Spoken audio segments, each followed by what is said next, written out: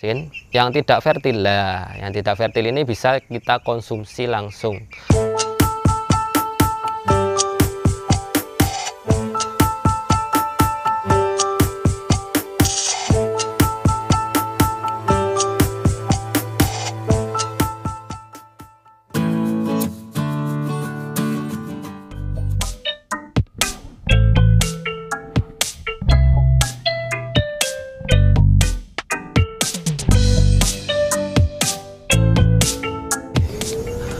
Kalau kebanyakan orang bilangnya entok itu tahan penyakit ya, atau tidak gampang diserang penyakit.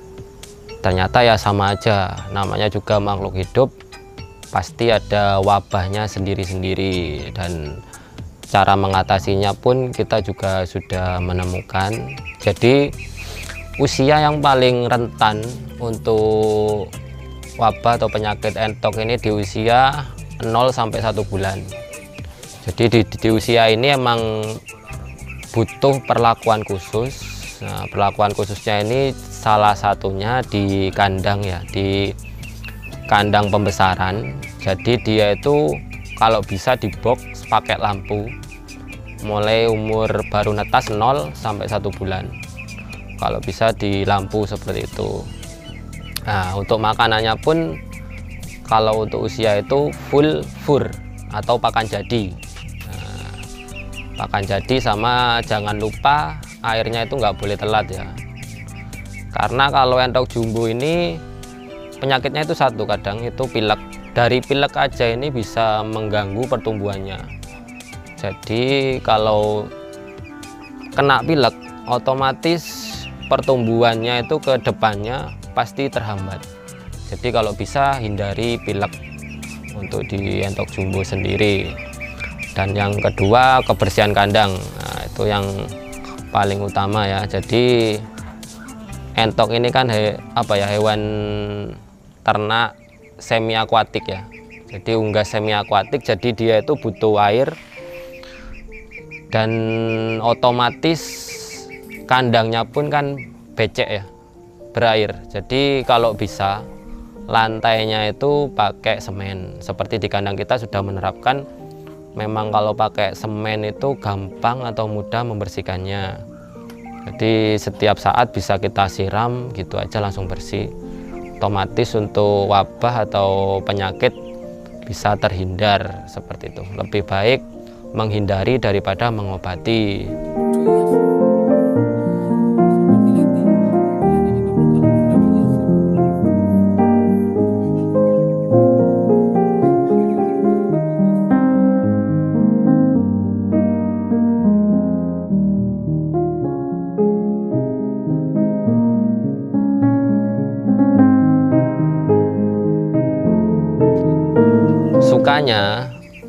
Sukanya di entok ini terutama jumbo, yaitu tadi di awal emang dia itu lebih cepat besar, otomatis dia lebih cepat panen.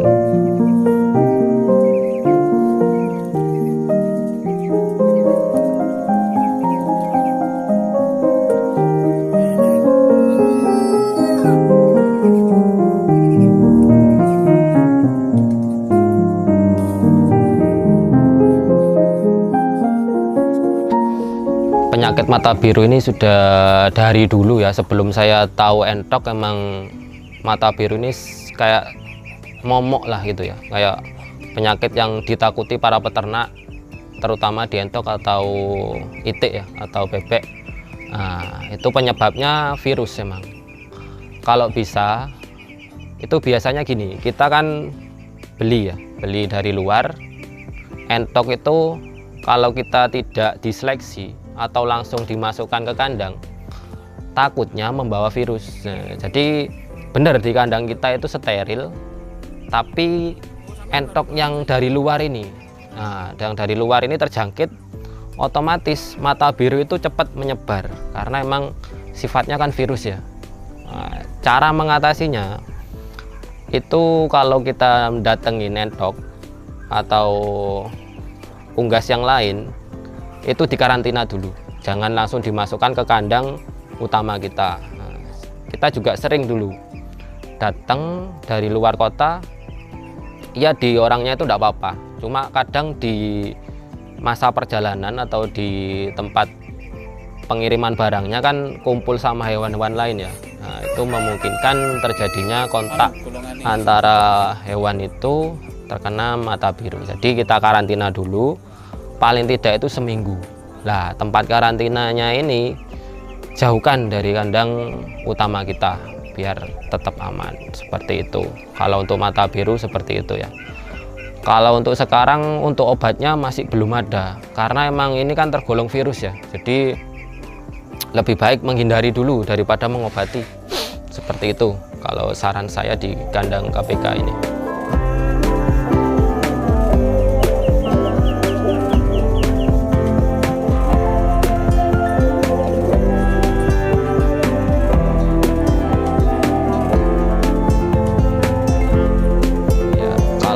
Ransumnya sendiri di kandang KPK ini dari awal dulu, sebelum menemukan ransum yang cocok, kita juga mencoba ya dulu. Dulu itu pikirannya kita kan gini, kita peternak otomatis pakan ini kan jadi kebutuhan pokok. Jadi kalau bisa cari yang murah biar kita bisa menekan biaya pakan. Tapi kita keliru atau salah ya. Salahnya gini, kita pikirnya cari yang murah, ternyata untuk kualitasnya kurang bagus, dalam hal penyerapannya juga kurang bagus. Akhirnya ternakan kita yang pertama dulu itu tidak maksimal. Tidak maksimalnya itu dalam penyerapannya atau dagingnya itu kurus-kurus ya, pertumbuhannya kurang. Akhirnya dulu kita dikasih tahu ada teman dari Lumajang dan dari Blitar. Jadi ransumnya ini kita samakan kayak kita ngasih pakan bebek pedaging. Jadi kita pakainya itu bekatul halus atau separator. Nah, itu emang kalau dihitung biayanya lebih mahal. Tapi jangan salah, semakin mahal atau semakin bagus ransum yang kita kasih, makannya itu lebih sedikit. Nah, jadi seperti itu ya yang perlu ditekankan untuk para peternak. Jadi jangan takut ransum bagus, jangan takut seperti itu. Nah, sekarang ini tetap kita pakai ransumnya itu pakai separator atau bekatul halus, terus kita campur dengan pakan fermentasi. Fermentasiannya sendiri pun kita sudah mengolah sendiri. Itu bahan dasarnya pakai ampas tahu ya. Jadi ampas tahu kita campur dedak kasar, kita campur beras jagung, kita campur konsentrat, dan untuk fermentasi pakai EM4 plus gula. Nah, jadi dua bahan ini jadi bahan pokok untuk ransum di KPK ya. Ini sangat murah.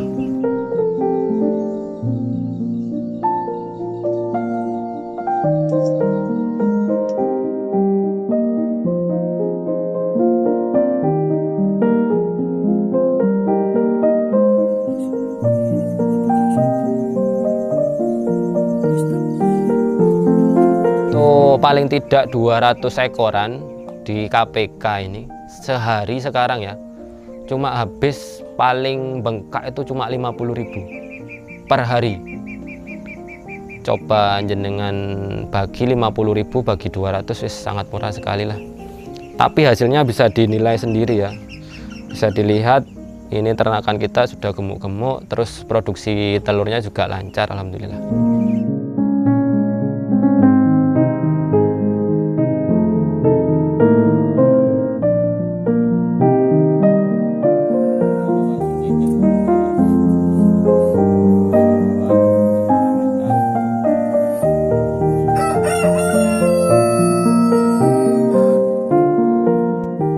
Pemberian pakan kita sewajarnya saja, kita sehari 2 kali ya.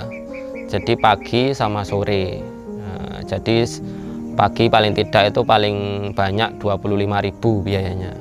Sore 25.000, jadi total 50. Dan perlu ditekankan lagi kalau bisa pakannya itu dicampur sayuran ya. Nah, itu bisa mengurangi biaya dan itu emang bagus. Sayuran itu untuk hewan ternakan kita bagus.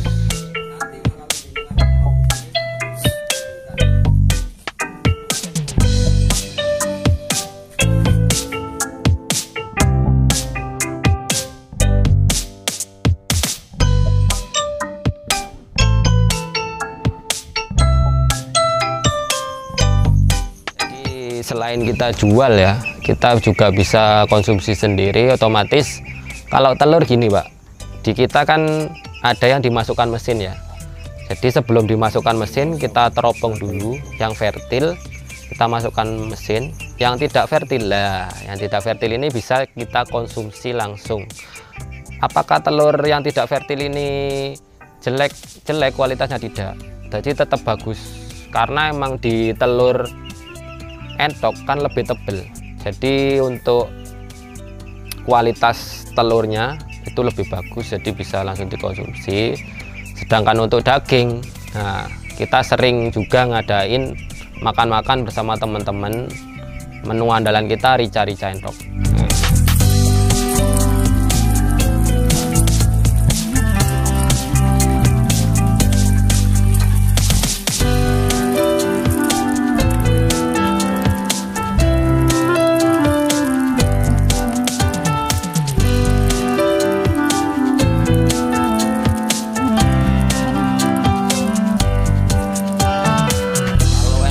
Sendiri paling cepat itu 45 hari.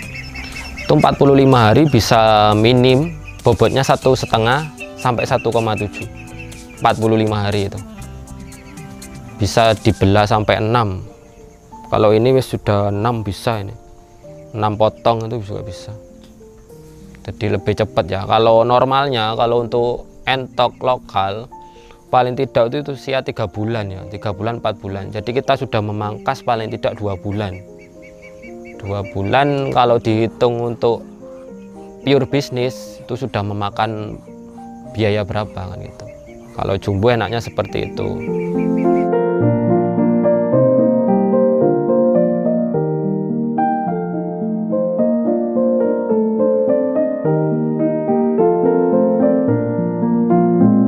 Kita membesarkan KPK ini aslinya kita ada satu tujuan.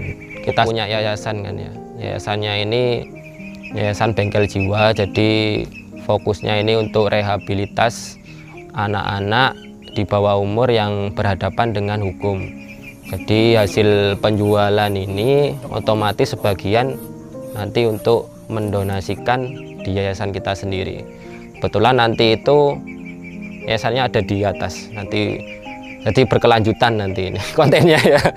Jadi setelah kandang mungkin nanti kita bikin yayasan, kita ulas di situ. Dan untuk tujuan kita lagi ya, ini kan namanya kita berternak modern ya. Kalau bisa itu bisa bermanfaat untuk para peternak lain, bisa jadi referensi model kandang seperti ini dan materi jumbo seperti ini. Itu emang sangat menguntungkan ya, karena emang pertumbuhannya yang cepat, terus makannya itu juga nggak banyak. Jadi untuk pakan itu bisa diakalin dengan alternatif, nggak harus pakai pakan pabrikan ya, nah, seperti itu.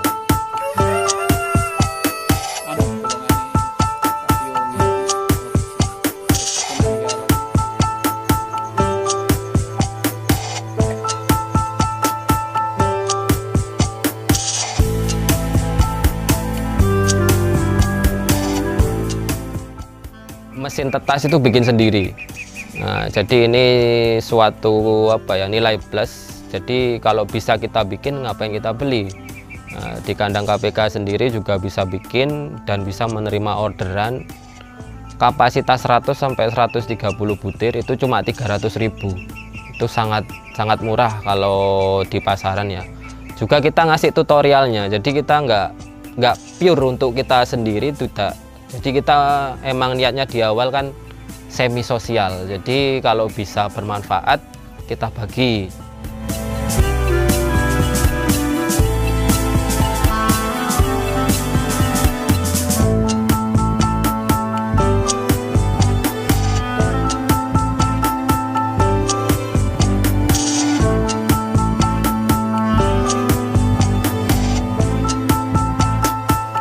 kandang semuanya, total luasan kandang KPK ini 10 kali 30 meter untuk semuanya. Nah, di dalam kandangnya sendiri untuk entok kita itu per kamar ukurannya, kalau untuk lebarnya 2,5, panjangnya ini 4 meter.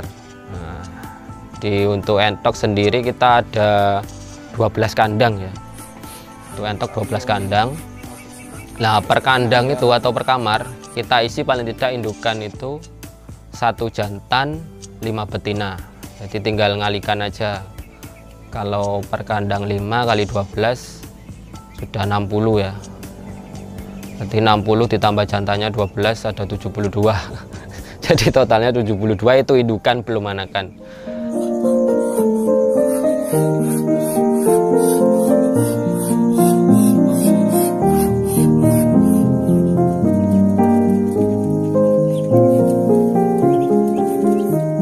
Dan kita ada tempat istirahat ya kecil-kecilan lah. Ini kalau ada teman atau dulur-dulur yang mau mampir bisa rehat atau sambil ngopi di pondok kita, ada juga seperti itu.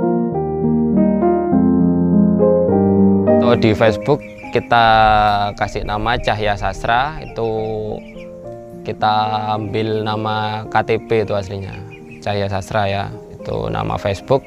Kita juga punya channel YouTube. Nah, kebetulan nama channel YouTube kita Kandang Pinggir Kuburan, sesuai nama kandang kita. Lokasi kita ada di Jember, Kelurahan Kebonsari, Kecamatan Sumbersari.